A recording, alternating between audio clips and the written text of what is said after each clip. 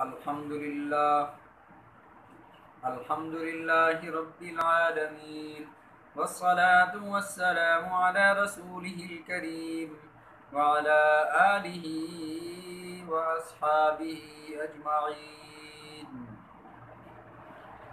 کاندھلا ہندوستان میں ایک علاقہ ہے، وہاں پر ایک زمین کے ٹکڑے پر مسلمانوں اور ہندوؤں میں تکرار ہوا۔ مسلمان کہتے تھے یہ زمین ہماری ہے، ہندوؤں نے کہا زمین ہماری ہے۔ جھگڑا ہوا، معاملہ عدالت میں پہنچا تو مسلمانوں نے اعلان کر دیا کہ یہ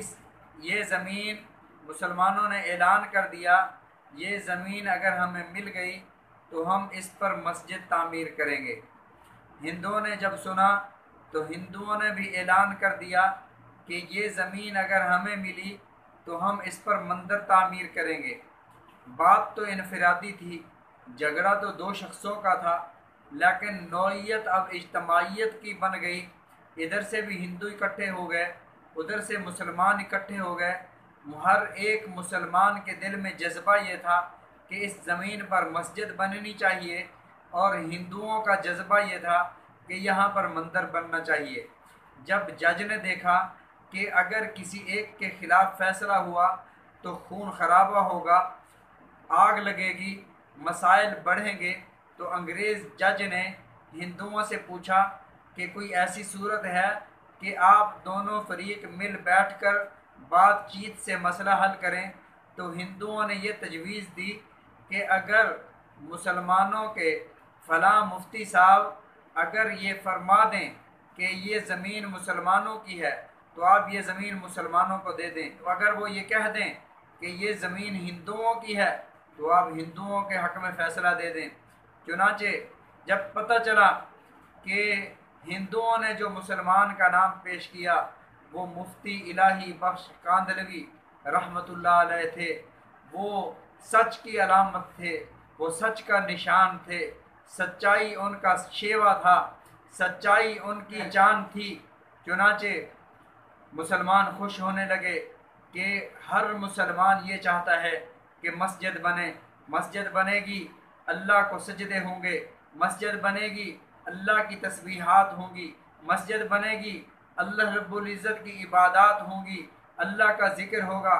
مندر بنے گا شرک ہوگا، مندر بنے گا بدعات ہوں گی۔ تو کبھی بھی مفتی صاحب یہ نہ پسند کریں گے کہ مسجد کے بجائے مندر بن جائے۔ مسلمان خوش ہوئے، اور ہندوؤں نے جب یہ سنا، ہندوؤں نے کہا یہ کیا کر دیا؟ ہندوؤں کے دل مرجھا گئے کہ ہم یوں سمجھو کہ مقدمہ ہار گئے ہیں۔ مسلمانوں کو پیشی کا بے تابی سے انتظار تھا، پھر پیشی کا دن آیا، وقت آیا۔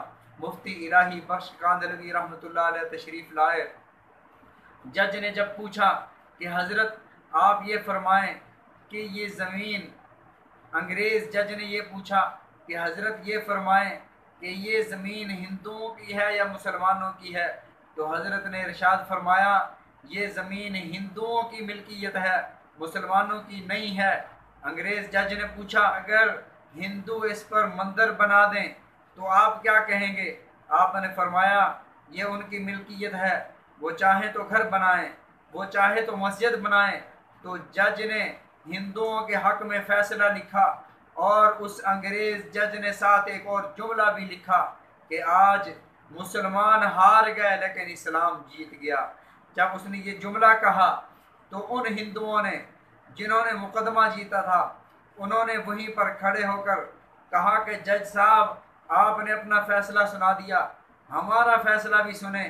جو مسلمانوں کا مذہب اس قدر سچا ہے، جو آج کے مسلمان اس قدر سچے ہیں، تو ان کا نبی کتنا سچا ہوگا۔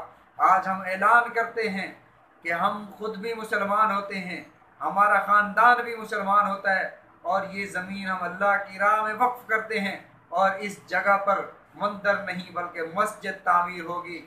تو اس سچ بولنے کی وجہ سے، سچ بولنے کے نتیجے میں اللہ رب العزت نے مسجد کے لیے وہ جگہ بھی عطا فرما دی۔ بظاہر حالات خلاف جا رہے تھے، تو محترم سامعین ہمیں یہ سوچنا چاہیے، بظاہر جھوٹ کتنا ہی آسان کیوں نہ ہو، بظاہر ہمیں یہ لگ رہا ہو کہ سچ بولنے سے حالات ہمارے خلاف چلے جائیں گے، جھوٹ بولنے سے حالات ہمارے موافق آ جائیں گے، یہ ساری باتیں سامنے ہوں، اس کے باوجود سچ کا دامن ہاتھ سے نہیں چھوڑنا چاہیے۔ سچ کی برکت سے اللہ رب العزت ناکامیوں کے اسباب سے کامیابیاں نکال کے دکھا دیتے ہیں، اور جھوٹ کی نحوست سے اللہ رب العزت کامیابیوں کے اسباب سے ناکامیاں نکال کے دکھا دیتے ہیں۔ جھوٹ کانٹوں کا راستہ ہے، جھوٹ ذلت کا راستہ ہے، جو جھوٹ بولتا ہے وہ کبھی کامیابی کو نہیں پا سکتا۔ بظاہر ایسا نظر آ رہا ہوتا ہے کہ ہم جھوٹ بولیں گے ہمارے راستے صاف ہو جائیں گے، ہماری منزلیں آسان ہو جائیں گی۔ محترم سامعین، ایسا نہیں ہے۔ جو جھوٹ بولتا ہے ناکام ہو جاتا ہے۔ بظاہر سچ بولنے والا بظاہر ناکام ہو رہا ہو، لیکن حقیقت میں وہ کامیابی کی طرف جا رہا ہوتا ہے۔ اللہ تعالیٰ ہم سب کو سچ بولنے کی توفیق عطا فرمائے۔ اللہ تعالیٰ سچے نبی کے ساتھ اور سچی امت بن کر زندگی گزارنے کی توفیق عطا فرمائے۔ وآخر دعوانا ان الحمد للہ رب العالمین۔